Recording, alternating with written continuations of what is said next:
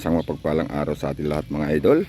Punta na naman tayo sa ating alagaan dahil kahihinto lang yung ulan. Pero ito yung bumungad sa atin mga idol. Unang ulan pa lamang.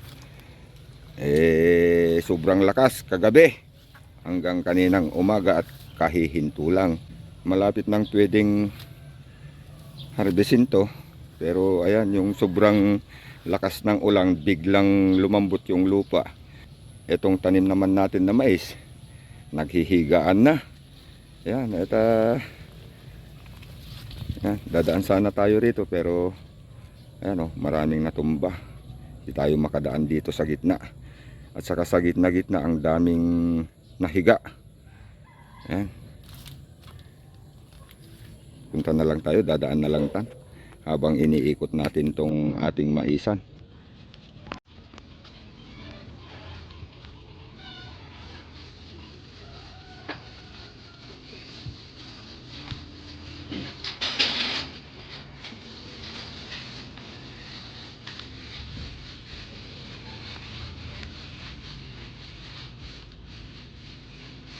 Yan. Malalaki. Ayan o. Okay dito sa banda rito. Kunti lang. Ayan. Kunti lang ang natumba. Pwede na. Next week sana to. Kung may bibili na pang nilaga. Okay na. Ayan mga idol. Daming natumba sa gitna mga idol. Ayan. Dadaan na lang tayo dito mga idol. Yan mga idol. Andito na tayo sa ating mga patuan. At huhuli tayo ng uulamin natin mamaya na pato. May barako kasi tayong original na tinataboy yung mga binili natin na barako. Siya pala nga naghahari. Hindi yan. Ayan. Hindi naman to. Uhuliin natin mga idol. Ayan yung mga manok natin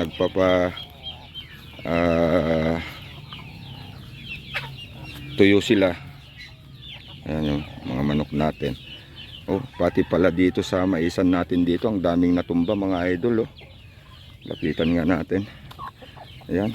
Dahil biglang lumambot yung lupa, daming natumba. Ayan. Ayan. Mula dun sa harapan ng bahay natin ganito. Ayan. Punta na tayo at huhuli tayo ng yung barako natin na sobrang tapang. Hindi, masisira yung pag-breed yung mga binili natin na barako. Yan, yan mga idol. Oh, dito sila nagpapatuyo. Itong mga alaga natin, sumasama na sila. Medyo tatanghali na. Kaya siguro gutom na rin mga to. Ayan oh. Dito sila sa taas na. Kasi nasa bukid sana mga to pag ganitong oras. Yan. Pero dahil umulan siguro, kaya pumunta sila dito. Sumilong din. Ano?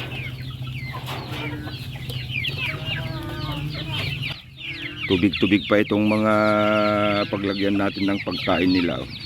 Yan.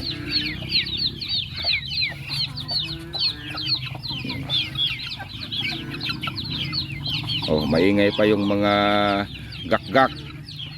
Manguhuli sana ako kaninang madaling araw pero napagod naman tayo mga idol.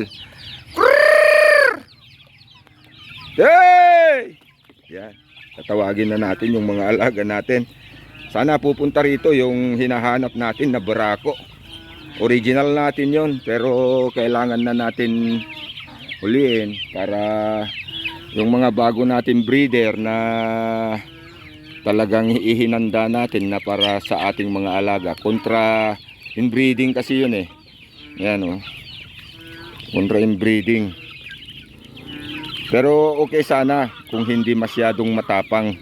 yung original natin na itinira, pero sobra. Yan.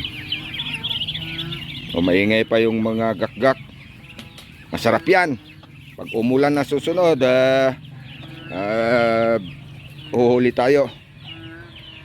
Ayan, pwede na tayong mag poste. Ngayon, lumambot na yung lupa. Itatayo natin tong tawag nito, net. Talagang malakas din yung ulan kagabi. Ayan, eto, dinaanan ng tubig. Kita ko na, oh, ayan, oh. Dinaanan ng tubig, oh. Ibig sabihin, malakas din yung umagos dito, mga idol, oh. Ayan, oh. Oh, papunta diyan sa baba. Ayan, at punong-puno yung pan nila. Ayan, at naglilinis tayo rito, mga idol, oh. Malapit na. Ayan, yung mga mais natin doon. Check upin ko din mamaya pag anong nangyari. May nakikita din akong natutumba, oh. Kaya pasyalan ko mamaya pag medyo titigas na yung lupa. Ayan, at magpapakain tayo at huhuliin natin yung sinasabi kong matandang barako natin. Ayan, oh, dito na sila, oh. Naghihintay na ng pagkain.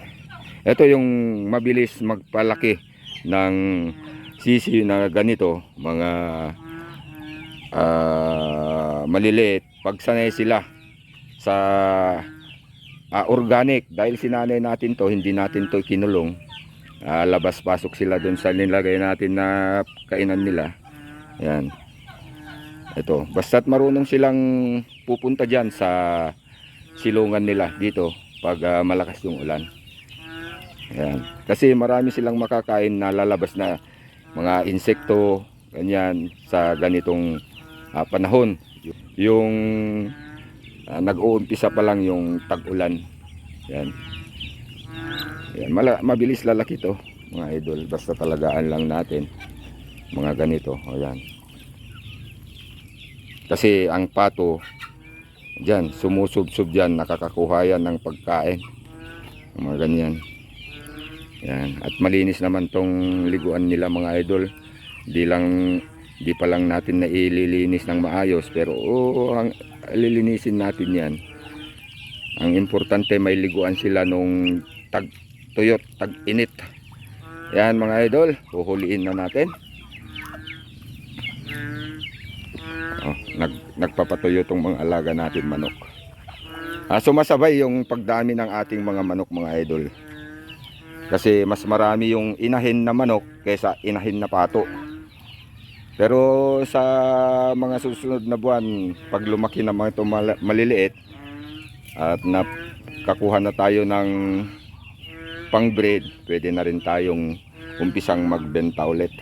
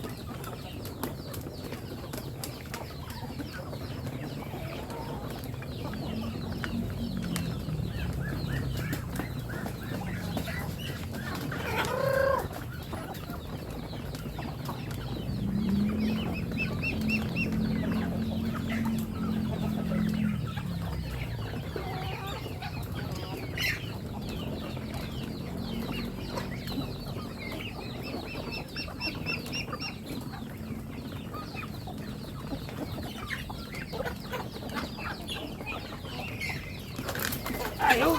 Abo, bigat.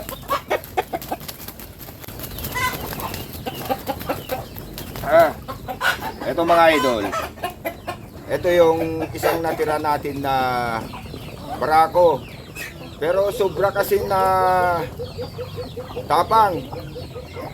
Kaya yung mga binili natin na tatlong barako na i-crossbreed natin, tinataboy niya. Kaya ito na lang yung uhuliin natin na uulamin. Ayan mga idol. Sobra, lalo na pag lumaban to, maraming mga sisi na papalo niya. Ayun, masisira. O yung nasasaktan yung mga sisi na napapalo ng pakpak niya. Ayan at iuwi na natin at lilinisan. Ito. Sobra, mga 3.5 to 4 kilos siguro to mga idol. 4 kilos. Ayan.